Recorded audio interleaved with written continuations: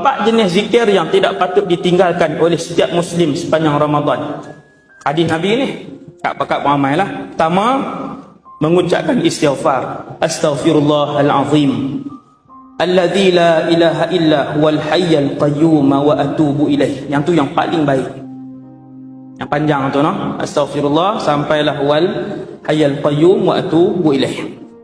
Kedua, memperbanyakkan ucapan syahadah. Ini apa dia ni? Asyhadu an la ilaha illallah wa asyhadu anna Muhammadar Rasulullah. Asyhadu an la ilaha illallah wa asyhadu anna Muhammadar Rasulullah. Memperbaharui syahadah.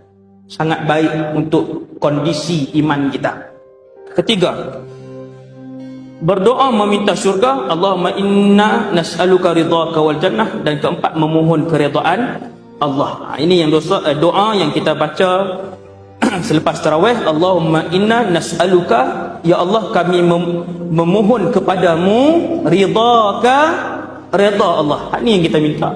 Wal jannah, dan juga syurga.